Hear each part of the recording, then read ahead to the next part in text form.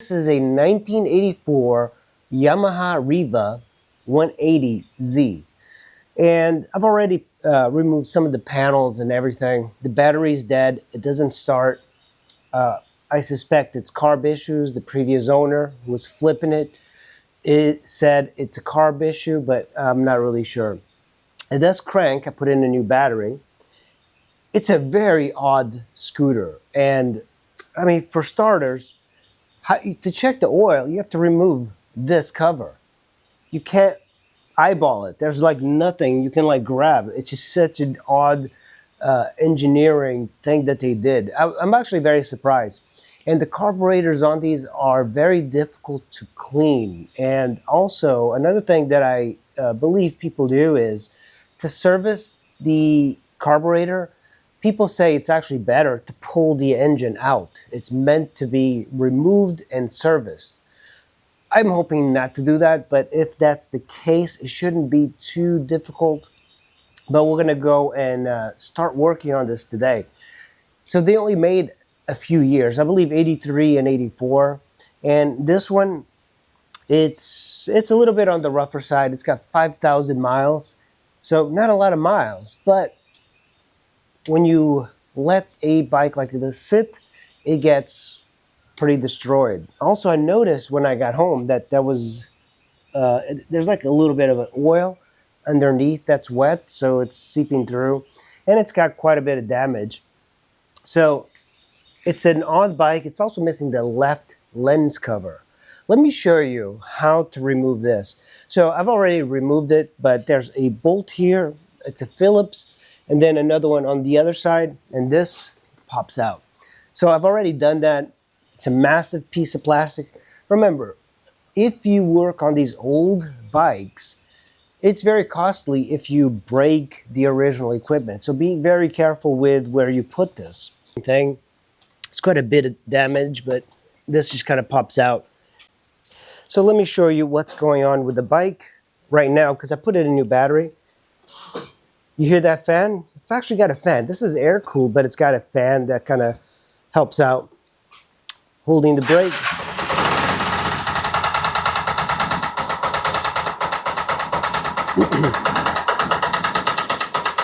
It doesn't sound very good. And it seems, I hope it's not a knocking in the engine, because it seems very loud. And if you use the key, put this here, and you have access to the tank, which is right here. This is the tank. And by the way, hard to twist. I don't know why Yamaha would do that. Not even give you a handle to kind of pull it out. But they did give you a wire so you don't lose it. That's actually a good idea if you're going to do this. I've already removed this plastic. It's held by one screw. Carburetor right there. It's got a very limited amount of space to work on. And look at this. This is a fan. So when you kick in, you turn on the key, it automatically starts. The scooters of the 1980s, you would have two shocks in the rear. This one's got one-sided shock. I think I'm going to pull out the air filter and see what it looks like. That it's this screw, and these screws are kind of stripped, so okay, and just kind of pull this out. Hey, no air filter. Little cute holder, a little metal clip, and you open up this case, and that's where your fuses are with the spare. And of course, the fuses are good, so that's really an interesting way of doing it. And it doesn't even snap. You just have to use this tab, which is, it's kind of cool. This tab. There's the pin I just removed from one part. Now I just remove the other one. Come on, get. So that's the pin I just removed. The seat should pop out. There we go. Most of the time, these little things on modern scooters are all plastic, and it's interesting that they have everything on these bikes, these old 1980s, it's all metal. You know, when you work on the Elite 150, it's very different. It's so much easier. radiator here. We're going to remove this bracket. This is what holds the gas tank. The cover. Look at this. That's kind of cool. 10 millimeters here. You gotta love Japanese bikes. Everything is a 10 millimeter. Pushing the gas tank a little bit. Now I have access to the battery box, but you know what? Not very useful because there's not much going on here. Here we go. This is the carb. This is the little fuse thing here. Just curious about the status of the spark plug. So I want to see if I can remove it. Looks pretty good. Nothing wrong with it. It's an NDPR8EA9. So here's the carb here. And I'm going to pull this hose out from here. There's these hoses are pretty tight. This end of the carburetor, which is here, just loosen it. I want to spray some penetrating fluid there.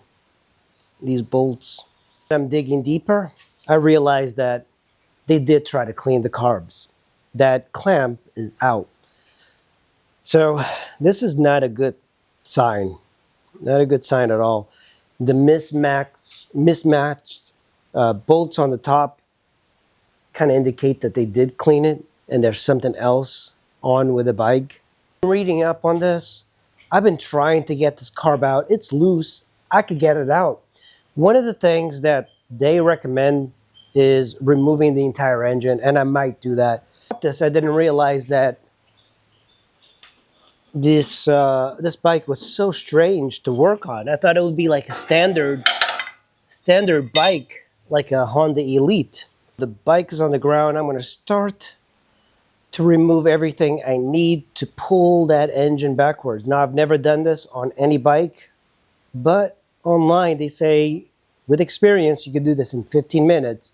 Then disconnect your spark plug. I'm going to leave the spark plug loosely in there.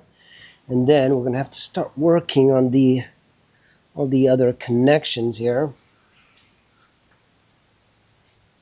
So we're going to disconnect everything. I'm also looking for corroded pins and stuff like that. So here we go. Okay, so we're disconnecting all of this. Yeah, they're the same color. I'm like just wondering, like when I put all of this back, I need to be able to, actually I think I'm going to take some photos. That might be the best thing. Just remember all of these pins. They're color coordinated, so usually they are. But sometimes on these old bikes, you never know. So we have 2 wires, but I believe I can kind of just let this. Yeah, I'm just going to disconnect that. That way it'll come off from the frame. And then there's this clip here, and that clip just snapped. This is pretty old, so this is pretty rusty, and it was missing a bolt right up here. I'm going to remove the bracket. I'm not exactly sure what this little thing is. Connect this, I believe it's just this here. You just undo it, maybe push it in. I hate working on the floor. Little cap here with a dipstick. It looks like we got oil. So this is the wing nut I removed, and I just kind of put it aside, and it just goes onto there. And that's 17 millimeter, and I'm going to use an extension just to. And that's that. Say you have to put pressure on the other side to lift up, but I want to see if I can remove it like this. I want to put some weight on that rear wheel. Lift it up. There we go. When you put some weight on it, just lift it up. Comes out pretty easily. Okay. I have 2 19s, one on one side, This might be a little bit hard to do.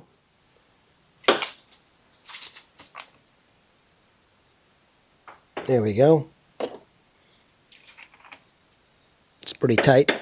The way I'm breaking it, it actually ends up being pretty easy this way. This is what I did. I put a wrench here, and when I loosen it on this side, it just hits that peg.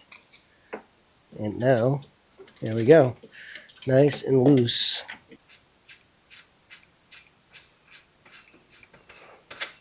Push. There we go. It just dropped. And it's on the other side.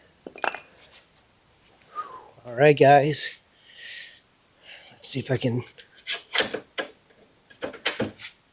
That's one long bolt. We're going to have to put something underneath here to support it. Let me see if I can try to see where's a good place. All right.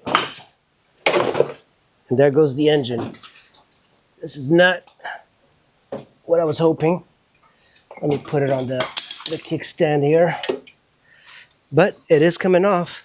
I'm lying saying that it doesn't take very long to actually remove this stuff.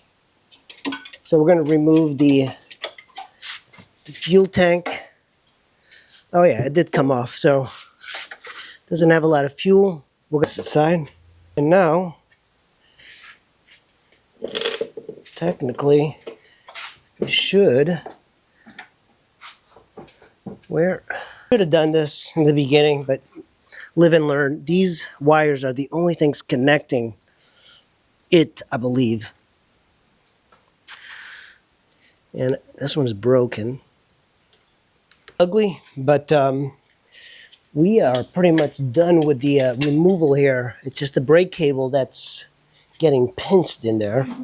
Guys, I just wanted to show you my mistake. Of course, I did not disconnect the fuel, so now I did it. And of course, the bike came off the center stand. That's why it's like lopsided. But the other thing that was binding was the rear cable. There are two Phillips screws at the very bottom of this airbox, and that will let you swing out the rear cable. So now I should be able to pull this out. Let's try it. It's not going to follow my feet. Is it dragging wires? Yeah, I think there's some wires. Just going to lay it here and figure out what wires are getting.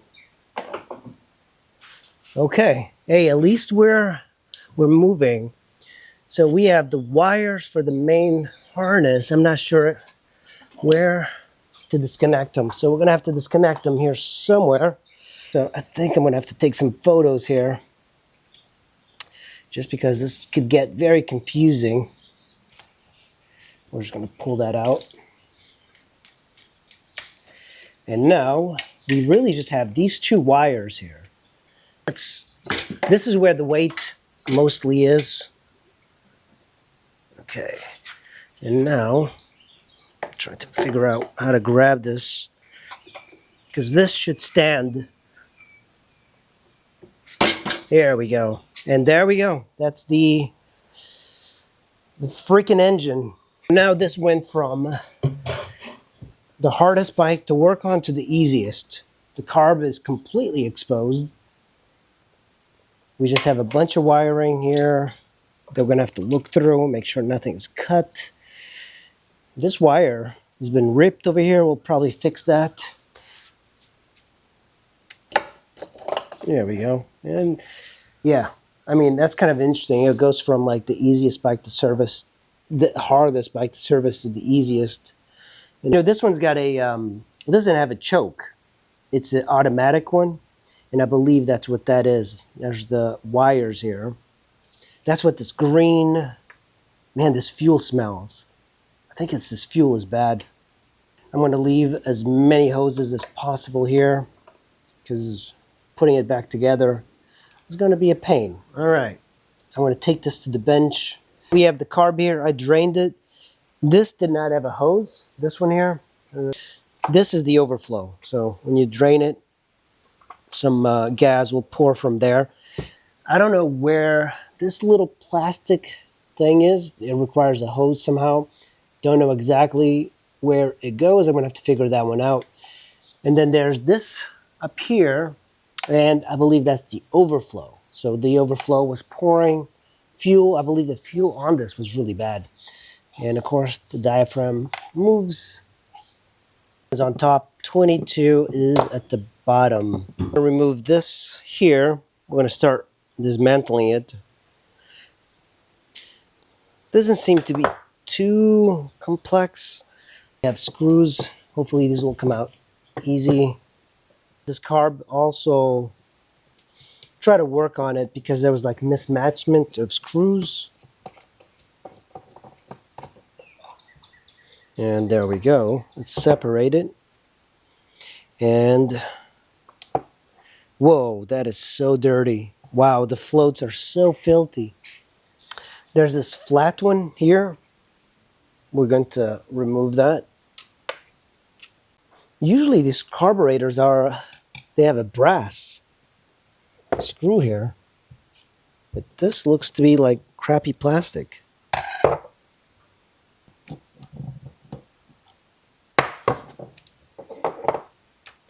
There we go. So that was inside this one. Float here. You can see how, I guess it's whatever gas they were using. And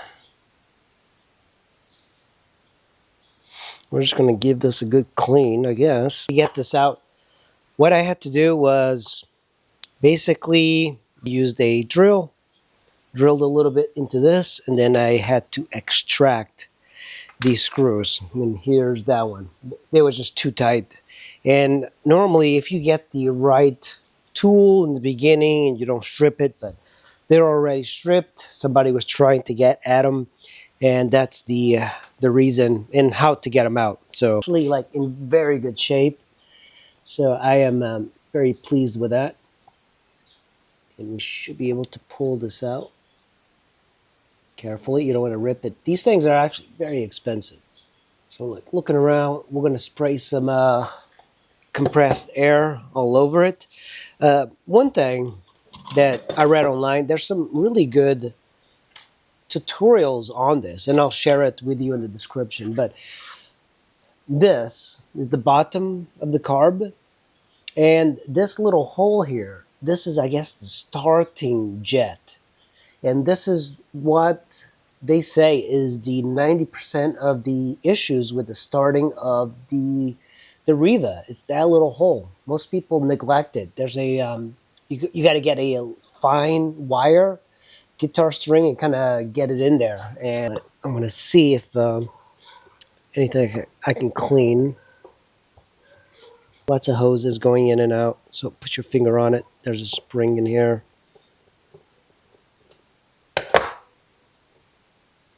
There we go. And here's that spring, and there's a little rubber thing. And there's another diaphragm. Oh, that's the needle. This needle here. Yeah, I think I will clean it. I'm just going to put this like that. Yeah, it's pretty dirty. So I'm going to scrub it a bit.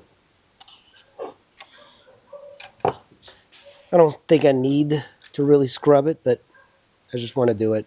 Hey guys, so this is what I've gotten so far. I cleaned the entire thing, all the needles. The one I'm having an issue is this.